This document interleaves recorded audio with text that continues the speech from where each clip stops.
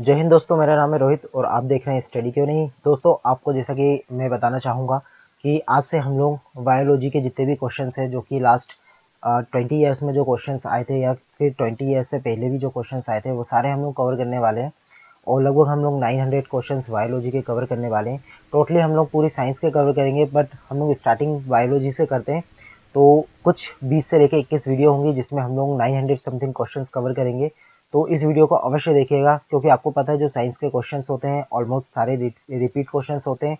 हम लोग यहाँ पे भी आप देख सकते हैं जितने भी क्वेश्चंस होंगे सारे के सारे किसी ना किसी एग्जाम्स में आ चुके हैं। और दोस्तों, अगर आपको वीडियो पसंद आए तो मेरे चैनल को लाइक करिएगा, सब्सक्राइब करिएगा, शेयर करिएगा। तो शुरू करते हैं दोस्तों। सबसे पहला क्वेश्चन आप स्क्रीन पे देख रहे होंगे, जीवन की मूलभूत इकाई क्या है। तो दोस्तों, जितनी भी हमारी बॉडी होती है, बॉडी के जितने भी ऑर्गन्स होते हैं ऑलमोस्ट सारी के सारे हमारे जो है कोशिका से मिलकर बने होते हैं, इसलिए जो पहले का उत्तर हो जाएगा वो जाएगा कोशिका। आई होप आपको ये वीडियो अच्छी लग रही होगी और समझाने में भी आप देख रहे हैं, मैं डिटेल में भी आपको बताते जाऊंगा। अगले क्वेश्चन की अगर हम लोग बात करें तो दोस्तों, कोशिका के बारे में निम्न में से कौन सा कथन सही नहीं है। आपको क्वेश्चन ध्यान से पढ़ना है। यहाँ पे क्वेश्चन में क्लियर पूछा गया है कि कौन सा कथन सत्य नहीं है। 4 ऑप्शन दिए गए हैं। तो दोस्तों, इसका उत्तर हो जाएगा डी, सभी देह ऊतकों में एक ही प्रकार की कोशिका विद्यमान है। तो ये वाला ऑप्शन जो आपका था, ये कथन था जो आपका सत्य नहीं है। आपको क्वेश्चन ध्यान से पढ़ना है दोस्तों, क्योंकि क्या होता है कि जल्दी जल्दी में हम लोग कई बार क्वेश्चन ध्यान से नहीं पढ़ते और आप लोग अपने एग्जाम्स में अपने पेपर्स में गलत चूज करके आ जाते हैं ऑप्शन, और आपका गलत हो जाता है। अगले क्वेश्चन की बात की जाए तो निम्न में से कौन सा कोशिका अंग पादप कोशिकाओं में पाया जाता है किंतु जंतु कोशिकाओं में नहीं पाया जाता। तो दोस्तों, यहाँ पे आपको ऑप्शन दिए गए हैं क्लोरोप्लास्ट, दूसरा ऑप्शन दिया गया है एंडोप्लाज्मिक रेटिकुलम, तीसरा दिया गया है माइटोकॉन्ड्रिया और चौथा दिया गया है राइबोसोम। तो दोस्तों, इसका जो आंसर हो जाएगा वो हो जाएगा क्लोरोप्लास्ट, क्योंकि जो क्लोरोप्लास्ट होता है दोस्तों पौधों में पाया जाता है। पौधों में क्लोरोप्लास्ट की मदद से जो प्रकाश संश्लेषण यानी फोटोसिंथेसिस की प्रोसेस होती है और उसके द्वारा जो पौधे होते हैं अपना भोजन बनाते हैं। तो इसका जो आंसर हो जाएगा वो हो जाएगा क्लोरोप्लास्ट। आई होप आपको समझ में आ गया होगा। और दोस्तों, क्लोरोप्लास्ट में एक एलिमेंट पाया जाता है यानी एक तत्व भी पाया जाता है जिसका नाम होता है मैग्नीशियम। आपको ये भी याद रखना है जिसका फॉर्मूला होता है Mg। आप देख सकते हैं ये क्वेश्चन भी एनटीपीसी 2016 में पूछा गया था। नेक्स्ट क्वेश्चन की अगर दोस्तों यहाँ पे हम लोग बात करें तो नेक्स्ट क्वेश्चन यानी जो हमारा 4th क्वेश्चन है उसमें पूछा गया है कोशिका का जीवित अंश जीव द्रव जिसे हम लोग प्रोटोप्लाज्म कहते हैं, ठीक है, यह किससे बना होता है। तो दोस्तों, यहाँ पे आपको ऑप्शन दिया गया है केवल कोशिका द्रव से, दूसरा दिया गया है केवल कोशिका केंद्रक द्रव्य से, तीसरा ऑप्शन दिया गया है कोशिका द्रव एवं केंद्रक द्रव से, और चौथा ऑप्शन यहीं पे दिया गया है दोस्तों कोशिका द्रव, केंद्र द्रव एवं अन्य कोशिका अंग से। तो मैं आपको बताना चाहूंगा कि जो कोशिका में जो जीव द्रव होता है यानी जो प्रोटोप्लाज्म होता है उसमें दोस्तों कोशिका द्रव भी पाया जाता है, केंद्रक द्रव भी पाया जाता है, केंद्रक भी पाए जाते हैं और कोशिका के बहुत सारे अंग भी पाए जाते हैं, जैसे कि माइटोकॉन्ड्रिया हो गया, लाइसोसोम हो गया, राइबोसोम हो गया, गोल्जिकाए हो गई। तो ये सारी चीजें उसमें पाई जाती है। तो इसका आंसर हो जाएगा दोस्तों डी। आप देख सकते हैं सीडीएस 2016 में पूछा गया था। नेक्स्ट क्वेश्चन की बात की जाए तो लिखा है दोस्तों 80% से अधिक कोशिका यानी सेल में पाए जाने वाला पदार्थ। तो दोस्तों 80% से अधिक जो कोशिकाओं में पाया जाता है वो पाया जाता है जल, क्योंकि आपको पता है जो कोशिका द्रव होता है या केंद्रक द्रव की बात किया जाए तो वो लिक्विड होता है और लिक्विड में मेनली वाटर मॉलिक्यूल्स पाए जाते हैं। तो याद रखना है जल पाया जाता है। अगले और दोस्तों इसी के साथ एक जीके वाला क्वेश्चन भी मैं आपको बता दूं, हमारे शरीर का लगभग 10% भार जल होता है। मतलब हमारे शरीर का जितना वेट होगा, जैसे कि मेरे शरीर का वेट अगर 60 है तो मेरे शरीर में 6 किलो सिर्फ 6 केजी लगभग वाटर पाया जाएगा यानी वाटर प्रेजेंट होगा। तो आपको ये भी याद रखना है। और अगर फ्लूइड की बात की जाए तो हमारे शरीर में लगभग 65 से लेके 80% तक हमारे बॉडी में फ्लूइड पाया जाता है। तो ये भी याद रखना है। अगले क्वेश्चन की बात की जाए, निम्न में से किन कोशिकाओं में नाभिक नहीं होता है। तो दोस्तों हमारे बॉडी में कुछ सेल्स ऐसी भी पाई जाती है जिनमें कोशिका में केंद्रक नहीं पाया जाता है, केंद्रक नाभिक जो भी आप बोल ले। तो दोस्तों यहाँ पे लिखा है मूल रोम कोशिकाओं में, दूसरा दिया गया लाल रक्त कोशिका, तीसरा दिया गया प्लेटलेट और चौथा दिया गया मोनोसाइट। तो दोस्तों जो लाल रक्त कोशिका यानी आरबीसी होती है यानी रेड ब्लड सेल्स होती हैं उनमें केंद्रक नहीं पाया जाता, और इसका रीजन दोस्तों यह है क्योंकि उसमें हीमोग्लोबिन पाया जाता है। और दोस्तों हीमोग्लोबिन पाए जाने के कारण उस पर इतना स्पेस नहीं होता है मेनली कि उसमें केंद्रक हो, क्योंकि उसको ऑक्सीजन भी कैरी करना होता है। आपको पता है जो हमारे बॉडी में जो ऑक्सीजन का फ्लो होता है वो ब्लड के थ्रू होता है, और ब्लड में भी वह जो रेड ब्लड सेल्स होती है यानी जो हमारी लाल रक्त कणिकाएं होती है उनके माध्यम से हमारे शरीर के हर भाग तक पहुंचता है। तो आपको ये भी याद रखना है। नेक्स्ट अगले क्वेश्चन की बात करें दोस्तों, इसमें पूछा गया है निम्न में से कौन सी कोशिका को आत्मघाती बेग कहा जाता है या आत्मघाती बेग कहे जाते हैं। तो दोस्तों जो लाइसोसोम होता है हमारे बॉडी में, उन्हें हम लोग आत्महत्या की थैली भी कहते हैं या फिर आत्मघाती बेग भी कहते हैं, क्योंकि जब भी हमारी कोशिका थोड़ी सी डैमेज हो जाती है तो लाइसोसोम से एक एंजाइम निकलता है, एक रस निकलता है, स्त्रावण होता है, जिसके कारण यह सेल को नष्ट कर देता है। तो इसलिए लाइसोसोम को जो है दोस्तों आत्महत्या की थैली कहा जाता है। तो आपको ये भी याद रखना, एसएससी 2016 में पूछा गया था। अगले क्वेश्चन की बात की जाए दोस्तों, यहाँ पे पूछा गया है निम्नलिखित कोशिका अंगों में से कौन सा एक अर्धपारगम है। दोस्तों अर्धपारगम दैट मीन्स जिसमें से कुछ मॉलिक्यूल्स को वो अपने आर पार आने देता है, तो उसको हम लोग अर्धपारगम कहते हैं। तो आपको ये भी याद रखना है। तो दोस्तों इसका आंसर हो जाएगा कोशिका झिल्ली, क्योंकि आपको पता है कि हम लोग कभी भी अगर कुछ भी लेते हैं तो जो कोशिका सेल होती है, जो कोशिका की सबसे भारी लेयर होती है, जिसको हम लोग कोशिका झिल्ली कहते हैं, वो अर्धपारगम झिल्ली की तरह वर्क करती है। उसके अंदर फ्लूइड आ भी सकता है और बाहर भी जा सकता है, परंतु आपको याद रखना है ये सिर्फ कुछ चीजों के लिए होता है। अगले क्वेश्चन की अगर हम बात की जाए तो निम्नलिखित में से किसको कोशिका का पावर प्लांट भी कहा जाता है। दोस्तों पावर प्लांट की बोल ले या फिर पावर हाउस की बोल ले या फिर पावर जनरेटर की बोल ले हम यहाँ पे, तो इसका सिर्फ एक ही आंसर होगा दोस्तों, माइटोकॉन्ड्रिया। क्योंकि दोस्तों जो हमारे बॉडी में जो श्वसन की क्रिया फाइनली जहां पे जाके कंप्लीट होती है या फिर जिस ऑर्गन या जिस पार्ट में जाके कंप्लीट होती है वो होता है माइटोकॉन्ड्रिया, और श्वसन के द्वारा ही हमारे बॉडी में एनर्जी का या फिर हमारे बॉडी में ऊर्जा का निर्माण होता है। और दोस्तों जो माइटोकॉन्ड्रिया में जो एनर्जी स्टोर होती है वो एटीपी के फॉर्म में होती है। आपको याद रखना है जो एटीपी का फॉर्म होता है उसमें होती है। और आपको दूसरा सबसे इंपॉर्टेंट चीज जो आपको याद रखनी है, आपको एटीपी का फुल फॉर्म याद रखना है। इसका फुल फॉर्म होता है दोस्तों, आप लिख भी सकते हैं, एडिनो ट्राइफॉस्फेट। एडिनो ट्राइफॉस्फेट इसका फुल फॉर्म होता है, और ये क्वेश्चन भी काफी बार पूछा जा चुका है। नेक्स्ट क्वेश्चन की बात की जाए तो यह श्वसन श्रृंखला का उपयोग कर पादप कोशिकाओं में ऊर्जा का उत्पाद करता है। तो ये क्वेश्चन है दोस्तों, आपको बताना है इनमें से क्या आंसर होगा। तो दोस्तों मैंने जैसे बताया ऊर्जा का उत्पादन सिर्फ माइटोकॉन्ड्रिया में ही होता है, तो इसका आंसर हो जाएगा माइटोकॉन्ड्रिया। अगले क्वेश्चन की अगर हम लोग बात करें तो मानव शरीर में मौजूद निम्नलिखित कोशिका में से किस में माइटोकॉन्ड्रिया नहीं पाया जाता। तो दोस्तों माइटोकॉन्ड्रिया मेनली हमारे जो पाया जाता है वो हमारे कोशिका में पाया जाता है, आपको पता है जैसा कि। तो दोस्तों इसमें पूछा गया है कि किस अंग में नहीं पाया जाता, तो इसका सही उत्तर हो जाएगा दोस्तों यहाँ पे ए, यानी जो लाल रक्त कोशिकाएं होती हैं इसमें माइटोकॉन्ड्रिया नहीं पाया जाता। जैसे कि इसमें केंद्रक भी नहीं पाया जाता, और यहाँ पे माइटोकॉन्ड्रिया भी जो लाल रक्त कोशिकाएं होती है उनमें नहीं पाया जाता है। आप देख सकते हैं आरआरबी एटीपीसी 2016 में ये क्वेश्चन पूछा गया था।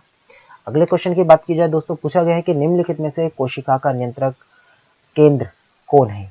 तो यहाँ पे ऑप्शन दिए गए हैं, केंद्रक, प्लाज्मा, लाइसोसोम या फिर क्रोमोसोम।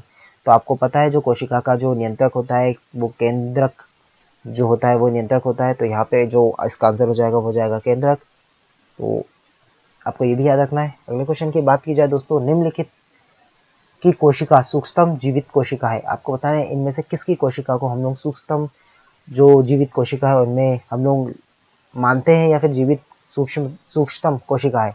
तो इसका सही आंसर हो जाएगा दोस्तों जो माइक्रोप्लाज्मा होता है वो सूक्ष्म जीवित कोशिकाओं में माना जाता है। तो आपको ये भी याद रखना है। देख सकते हैं आरआरबी 2006 2007 दोनों में पूछा गया था, तो इससे हमें पता चलता है जो क्वेश्चंस होते हैं वो रिपीट होते हैं। अगले क्वेश्चन की बात की जाए दोस्तों 14 क्वेश्चन की, तो डीएनए का संबंध जिस अतिमूल प्रोटीन से होता है उसे क्या कहते हैं। तो दोस्तों जो डीएनए का संबंध होता है जिस प्रोटीन से होता है उसको हम लोग कहते हैं हिस्टोन। तो आपको ये भी याद रखना है। अगले क्वेश्चन की अगर बात करें तो जीव विज्ञान में डीएनए का पूर्ण रूप क्या है। तो दोस्तों जो डीएनए का पूर्ण रूप होता है वो होता है डीऑक्सीराइबोन्यूक्लिक एसिड। तो आपको एक ही ऑप्शन मिल रहा होगा डीऑक्सीराइबोन्यूक्लिक एसिड। आप देख सकते हैं ए।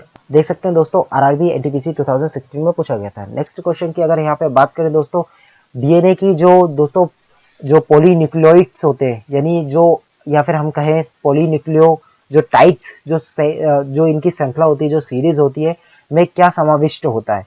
तो यहाँ पे आपको ऑप्शन दिए गए हैं। तो दोस्तों इसका सही आंसर हो जाएगा ए, यानी उसमें एक नाइट्रोजनी क्षारक होता है, दूसरा उसमें डीऑक्सीराइबोन्यूक्लिक संग्रह होता है, जैसे कि हमने डीएनए के फुल फॉर्म पढ़ा डीऑक्सीराइबोन्यूक्लिक एसिड, यानी यहाँ पे डीऑक्सीराइबो जो शुगर होती है वो पाया जाता है, और तीसरा इसमें फॉस्फेट समूह होता है। तो इसका सही आंसर हो जाएगा ए। आपको ये भी याद रखना है। अगले क्वेश्चन की बात की जाए दोस्तों, यहाँ पे आपको कुछ पॉइंट्स दिए गए हैं और आपको बता रहे हैं इनमें से कौन सा सही है। पहला आपको यहाँ पे दिया गया कि डीएनए सभी जीवित जीवों का आनुवांशिक पदार्थ है। तो जैसा कि हमें पता है जो डीएनए होता है लगभग सभी जीवों में जो है इसका आनुवांशिक पदार्थ होता है, तो ये ऑप्शन हो जाएगा सही। अगला यहाँ पे दिया गया है दोस्तों, डीएनए के सभी खंड प्रोटीनों के संश्लेषण को कोडित करते हैं। तो दोस्तों यह ऑप्शन भी यहाँ पे दिया गया है सही। और अगला क्वेश्चन या फिर हम बोले अगला जो यहाँ पे जो हमें पॉइंट दिया गया है वो दिया गया है कि नाभिकीय डीएनए प्रति समांतर चलने वाले दो न्यूक्लियोटाइड श्रृंखला से द्विकुंडलित होते हैं। तो ये भी दिया गया है दोस्तों, सही दिया गया है, क्योंकि आपने जब डीएनए की जो श्रृंखला देखी होगी या फिर डीएनए का आपने स्ट्रक्चर देखा होगा तो दोस्तों कुछ इस प्रकार का आपने स्ट्रक्चर देखा होगा। तो यहाँ पे आप देख सकते हैं दो कुंडलित है और यहाँ पे जो इसके जो बॉन्ड होते हैं, बॉन्ड द्वारा ये जुड़ा होता है। तो आपने इस प्रकार का डीएनए की संरचना भी देखी होगी। तो यहाँ पे दोस्तों एक ही ऑप्शन हमें मिल रहा है जो है हमारा केवल ए, बी एंड सी। अगले क्वेश्चन की बात की जाए दोस्तों, यहाँ पे पूछा गया है कि निम्न में से क्या डीएनए में मौजूद रहता है किंतु आरएनए में मौजूद नहीं होता। तो दोस्तों जो डीएनए में मौजूद होता है दोस्तों, जो आरएनए में मौजूद नहीं होता वो है दोस्तों थाइमिन। क्योंकि दोस्तों जो थाइमिन होता है वो डीएनए में प्रेजेंट होता है, आरएनए में प्रेजेंट नहीं होता। बाकी आप देख रहे हैं एडेनिन, ग्वानिन और साइटोसिन, ये डीएनए के साथ साथ आरएनए के भी पार्ट होते हैं। और आरएनए में थाइमिन की जगह यूरेसिल नामक एक पदार्थ होता है, तो आपको ये भी याद रखना है। अगले क्वेश्चन की बात की जाए तो आरएनए का प्राथमिक कार्य क्या है। तो दोस्तों जो आरएनए होता है उसका सबसे इंपॉर्टेंट वर्क होता है वो प्रोटीन संश्लेषण में भाग लेता है। यानी प्रोटीन संश्लेषण की जो प्रक्रिया होती है उसमें, या फिर प्रोटीन का जो संश्लेषण होता है उसमें वह मदद करता है। तो आपको याद रखना है जो बी ऑप्शन है वो सही होगा। अगले क्वेश्चन की अगर यहाँ पे बात की जाए तो राइबोसोम्स होते हैं। तो दोस्तों जो राइबोसोम होते हैं वह क्या होते हैं। यहाँ पे ऑप्शन दिया गया है डीएनए होते हैं, आरएनए होते हैं, प्रोटीन्स होते हैं या इनमें से कोई नहीं होते। तो दोस्तों जो राइबोसोम्स होते हैं यह आरएनए होते हैं, यानी आरएनए के पार्ट होते हैं। ये भी प्रोटीन संश्लेषण में मदद करते हैं। अगला क्वेश्चन की बात की जाए तो अनुवांशिक यूनिट अर्थात जीन होते हैं। तो दोस्तों जो जीन होते हैं वो गुणसूत्रों में पाए जाते हैं। तो आपको याद रखना है इसका आंसर हो जाएगा डी, यानी गुणसूत्र। अगले क्वेश्चन की बात की जाए तो डीएनए की द्विसूत्री जो संरचना है उसका पता लगाया था। तो दोस्तों जो डीएनए की द्विसूत्री जो संरचना है इसका पता सबसे पहले लगाया गया था वाटसन एवं क्रिक द्वारा।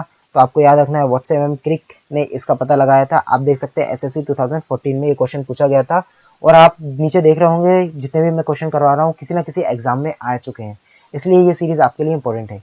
अगला क्वेश्चन है कि सबसे पहले डीएनए को अलग किसने किया था। तो डीएनए को जो सबसे पहले अलग किया था वो किया गया था फ्रेडरिक हार्मशर द्वारा। तो आपको ये भी याद रखना है। अगले क्वेश्चन की बात की जाए दोस्तों, यहाँ पे पूछा गया है कि डीएनए के दो स्ट्रैंड बंधे होते हैं।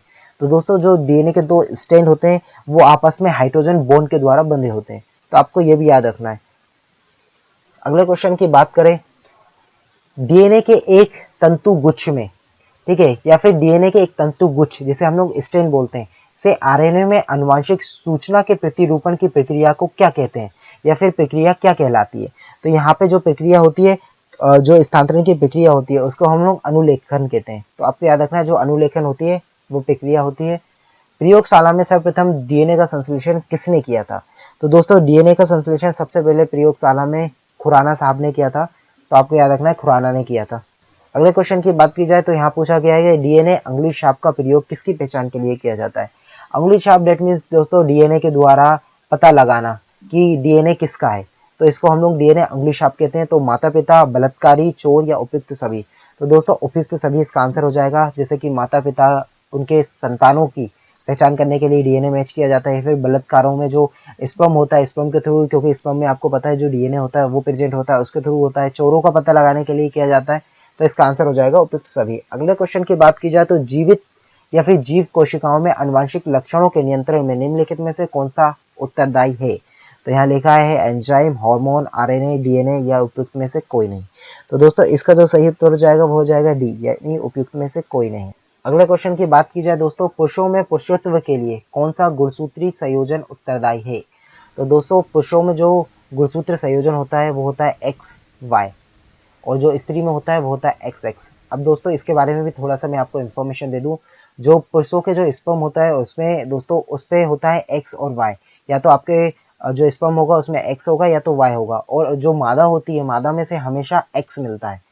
तो दोस्तों अगर पुरुषों के में से एक्स और एक्स मिल जाए तो बच्ची का निर्माण होगा, यानी जो बच्चा होगा वो फीमेल होगा। यदि पुरुषों के वाई मिल जाए और स्त्री में से हमेशा एक्स मिलता है तो वहां पे हो जाएगा एक्स वाई। तो यानी जो बच्चा होगा वो मेल होगा, यानी जो लड़का होगा। तो यहाँ पे आपको समझ में आ गया, जो एक्स वाई होता है वो लड़के के लिए होता है, यानी पुरुषत्व के लिए होता है। तो आंसर हो जाएगा एक्स वाई, यानी ऑप्शन डी। अगले क्वेश्चन की बात करें दोस्तों, पुरुषों में कौन से क्रोमोसोम के मिलने से बालक का जन्म होता है। जैसा कि मैं अभी बताया, जो पुरुषों में से वाई और स्त्री का जो एक्स होगा उसके मिलने से होगा। तो ऑप्शन सी सही हो जाएगा, पुरुषों का वाई, स्त्री का एक्स। MPPSC 2004 में पूछा गया था। शरीर में लगी चोट की मरम्मत के लिए किस प्रकार की सेल विभाजन का उपयोग किया जाता है।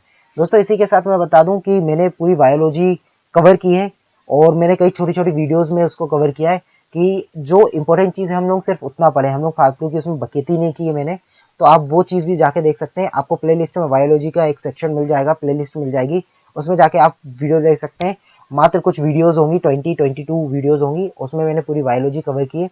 और दोस्तों उसी के साथ मैंने मिसलेनियस पार्ट भी कवर किया है, तो आप वो भी जरूर देखिएगा, क्योंकि आपको पता है कि अगर आपके एग्जाम में अगर 30 क्वेश्चन अगर साइंस के आ रहे हैं तो उनमें से 20 क्वेश्चन का जो पार्ट होगा, यानी जो 66% होगा, वो आपके सिर्फ मिसलेनियस पार्ट में से आता है।